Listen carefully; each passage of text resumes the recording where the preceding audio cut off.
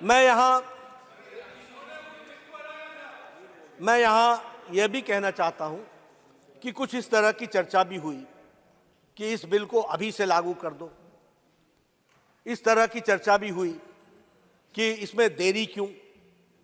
मैं यहां स्पष्ट करना चाहता हूं कि कुछ संवैधानिक व्यवस्थाएं होती हैं, कुछ संवैधानिक तरीके से कार्य करने का तरीका होता है। आखिर हमने महिलाओं को रिजर्वेशन देना है, पर किस सीट पर रिजर्वेशन मिले, किस सीट पर ना मिले, इसका फैसला कौन करेगा? इसका फैसला सरकार नहीं कर सकती, एक कौसा जुडिशियल बॉडी करती है। उसको नॉमिनेट करना पड़ता है, उसको नॉमिनेट करना पड़ता है, उसको फिर वो, अब मैं अगर सरकार में हूं और मैं वायनाड को अगर रिजर्व कर दूं तो, अमेठी को कर दूं तो, अगर मैं अमेठी को कर दूं तो, अगर मैं रायबरेली को कर दूं तो, ये इसके लिए दो चीजें आवश्यक है। कालबुर्गी को कर दूं तो इसके लिए दो चीजें आवश्यक है। पहला कि सेंसस हो, जनसंख्या हमारे सामने आए, और उसके साथ साथ फिर public hearing, quasi judicial body के माध्यम से पब्लिक हियरिंग हो, सीट्स निकाली जाए, नंबर निकाला जाए, और उसको निकालने के बाद उसको आगे बढ़ाया जाए।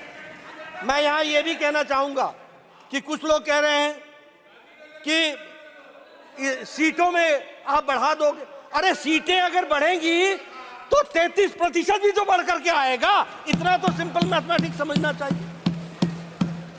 33% तो बढ़ी हुई सीटों का भी होगा, आपको उसमें भी स्थान मिलेगा। इसलिए नियम कानून से हम ये मानते हैं कि आज अगर आप बिल पास करते हो तो 2029 में महिला आरक्षित महिलाएं हमारी एमपी बन करके आ जाएंगी, ये बात पक्की है। लेकिन अगर आप आज पास नहीं करते हो तो 2029 में भी नहीं आना, यह भी तय है। इसको भी हमको समझ लेना चाहिए।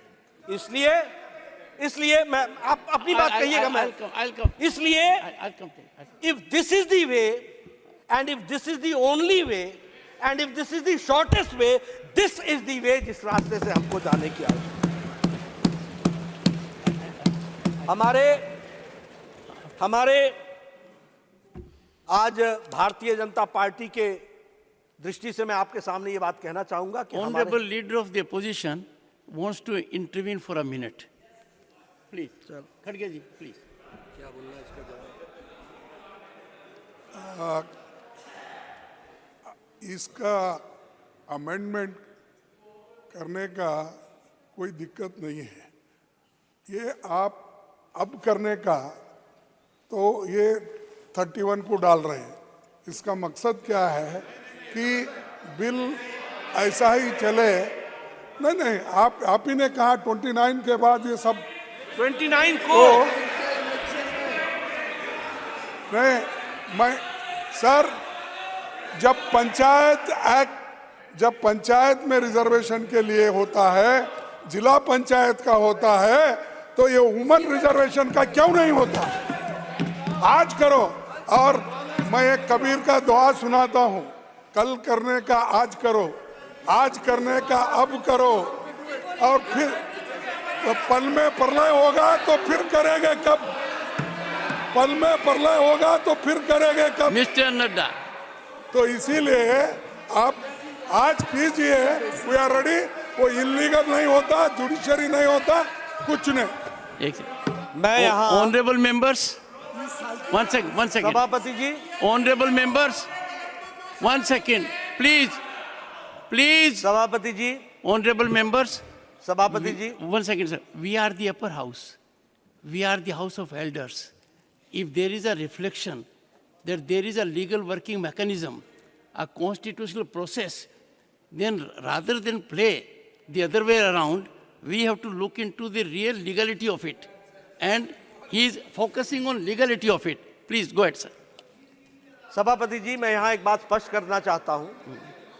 मैं यहां स्पष्ट करना चाहता हूं, भारतीय जनता पार्टी का इंटेंशन कोई अपने आप को स्कोर करने का नहीं है, कोई पॉलिटिकल एडवांटेज लेने का नहीं है।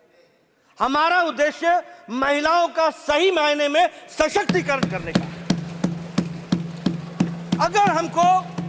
अगर हमको पॉलिटिकल एडवांटेज लेना होता तो हम कह देते हम अभी कर लेंगे। जो काम नहीं हो सकता, मैंने कहा this is the only way and this is the shortest way and this is the correct way that we have to understand. ऐसा है आप लोगों ने ये जो नो कर रहे हैं ना, इसीलिए आपको उधर बैठा दिया, क्योंकि शासन करने नहीं आया। 30 साल से कोशिश करते हैं। अगर शासन करने आता तो अगर आपको ये मालूम होता कि कुछ नियम कानून भी चीज है, अब no I am not going to yield, no I am not going to, No, no I am not going to, No, sir, please, no sir, please, Khadge ji, no, please. No, He sir. is not yielding. He is not yielding. तो मैं ये बोल He is रहा था, not yielding. No, he is not yielding. I gave No.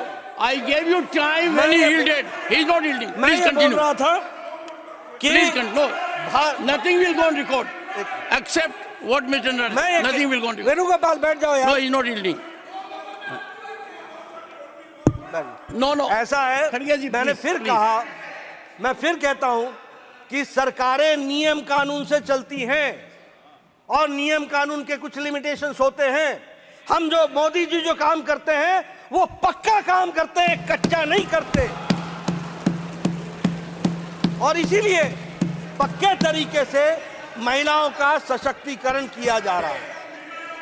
मैं फिर आपसे बोलूंगा, मैं यहां यह बताना चाहता हूं कि भारतीय जनता पार्टी के अध्यक्ष के रूप में मैं यहां यह भी स्पष्ट करना चाहता हूं कि भारतीय जनता पार्टी हमेशा महिलाओं को स्थान देने में हमेशा अग्रसर रही है।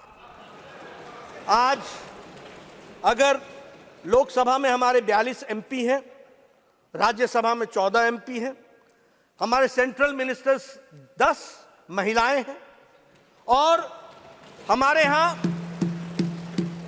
हम पहली पार्टी हैं और अकेली पार्टी हैं जो संवैधानिक तौर पर 33% आरक्षण महिलाओं को देते हैं हर समिति में। Every committee, right from national committee to the booth committee, in every committee 33% women representation होता है। और हम सबको मालूम है कि मोदी जी के नेतृत्व में first foreign minister madam Sushma Swaraj, first finance minister Nirmala Sitharaman ji, first defence minister हमारी निर्मला सीतारमण जी, और first women member in the cabinet committee on security, इसमें भी फर्स्ट विमेन मंत्री। यानी हम लोगों ने, प्रधानमंत्री जी ने किस तरीके से महिलाओं का सशक्तिकरण किया है, यह बात हमारे सामने में आती है। वो तो मैंने पहले ही बोल दिया